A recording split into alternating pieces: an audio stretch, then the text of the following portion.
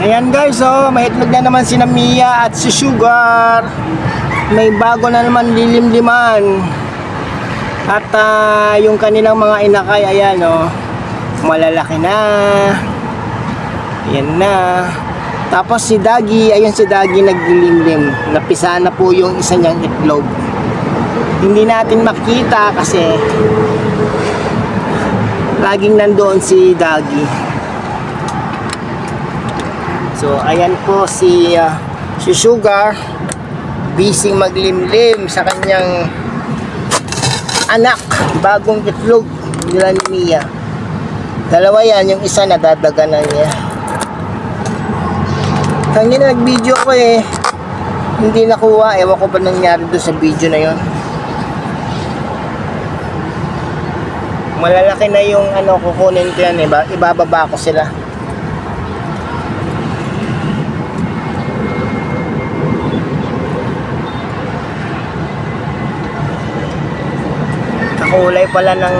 Kakulay pala ni Mia yung isa.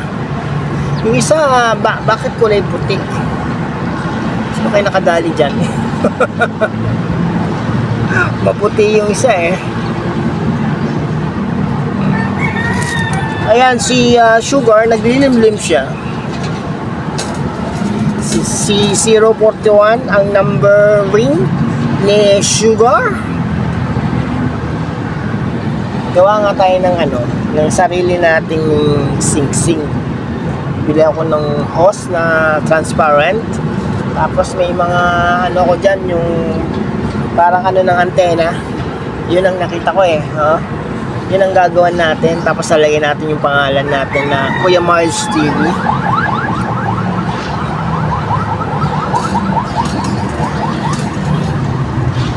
.028 si Mia.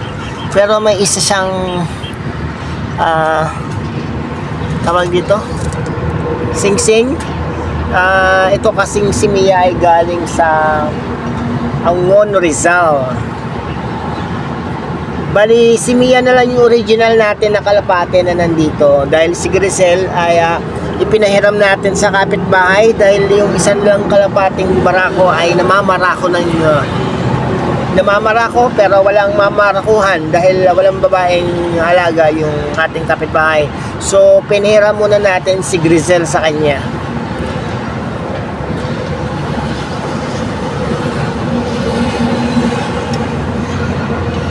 Sugar very busy sa kanyang paglilimlim. Kukunin po natin yung dalawang inakay. Ibababa natin yan.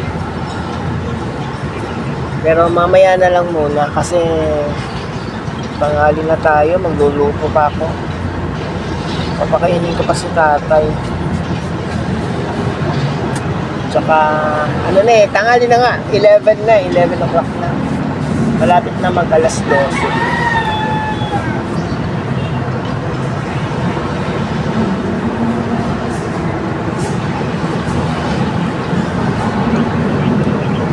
At sipag maglimlim ni tawag dito, ni Sugar.